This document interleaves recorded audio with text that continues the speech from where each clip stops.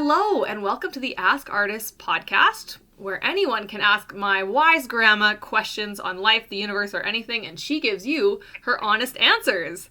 Here with me yet again is the woman herself. Grandma, did you want to say hello to everyone? Hi, everybody. It's good to be back again, and it's nice that you're still asking questions. Absolutely. So, today we have 5 questions from 3 different callers. And I'll just get right into it. Our first question is from Laurel Gallant, from my Aunt Laurel. Yeah, wow, neat. Hi, Laurel. So she says, what differences have you seen in child-rearing techniques from your childhood to now? With banning the strap and the switch, what newfangled parenting methods have you seen since you were a kid that you either loved or hated? I really am thrilled that we stopped hitting our children. I spanked my children, Laurel, because that's what we did back then.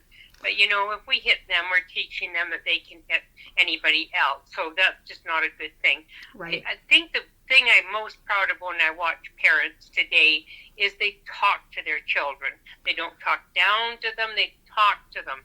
And it makes such a difference if you talk to a child.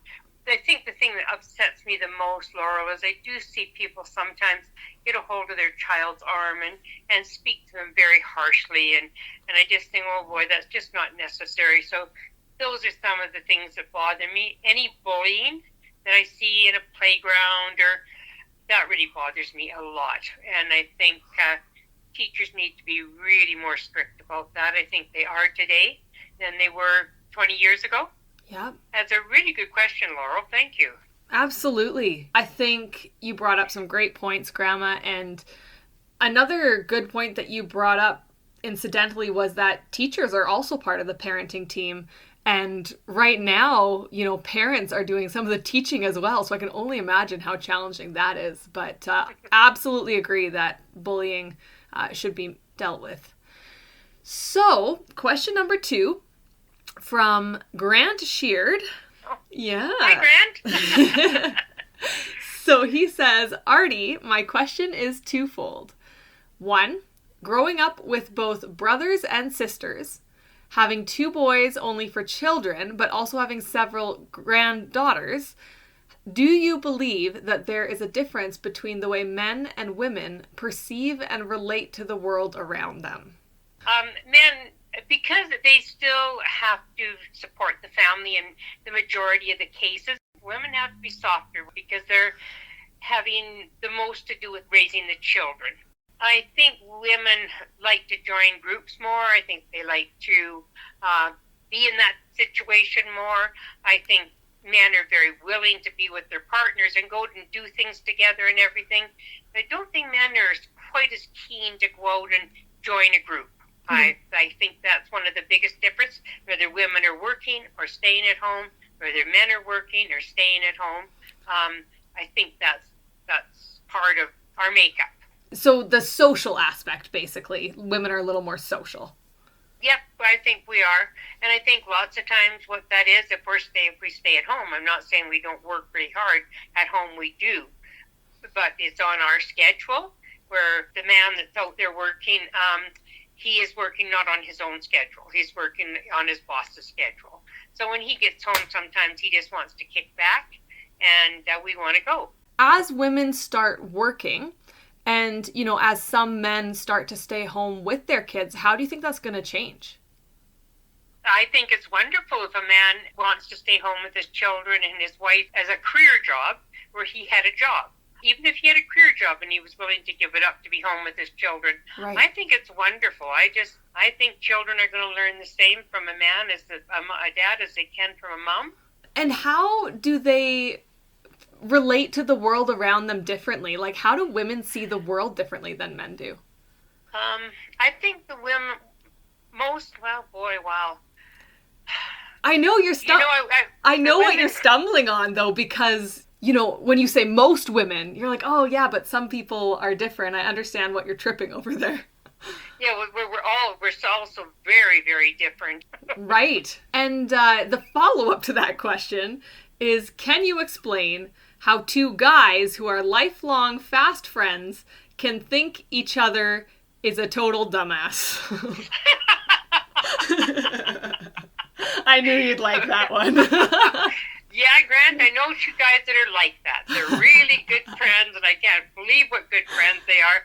But boy, can they say, do they say some things to each other that if anybody else is listening that doesn't know they're good friends, they think they're mortal enemies.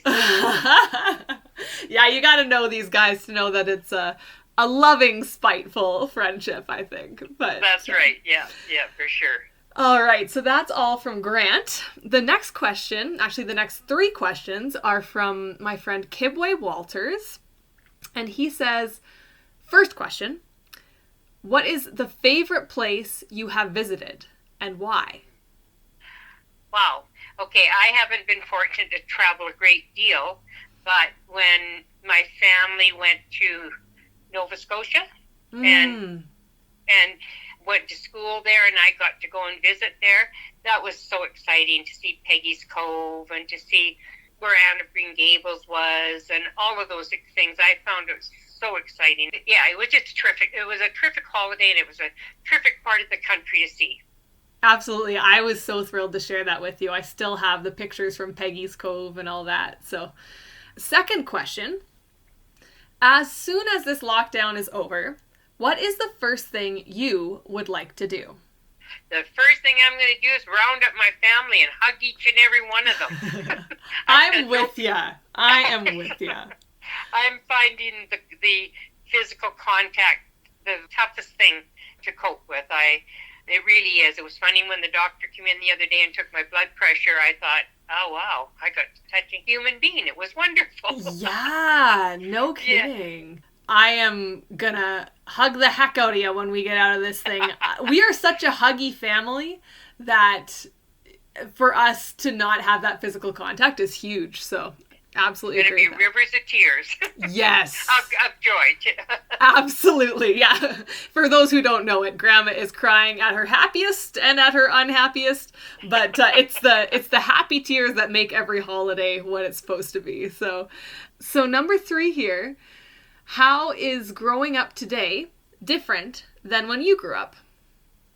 Oh, wow. When I grew up, I mean, we had so much more freedom as a young child. I mean, you know, from 5 on, we could just run wherever. Or we could go and play, you know, next door and all that kind of stuff, where in today's world, you just have to be so cautious. You can't let a child that age out of your sight, sort of thing. Right. I think that's the biggest change that, to me, is the freedom that children had growing up and what they don't have today.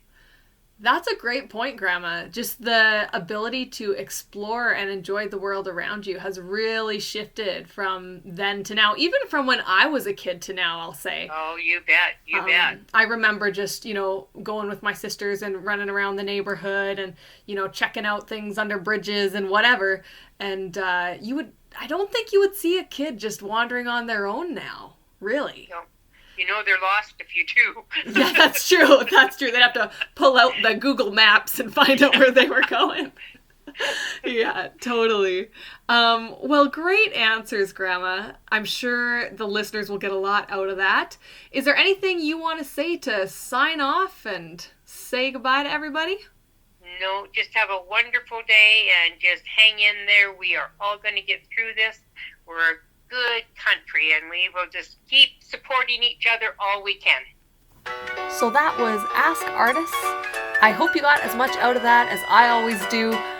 If you have any other questions, feel free to post them on Facebook, and I'll nag Grandma with some more questions soon.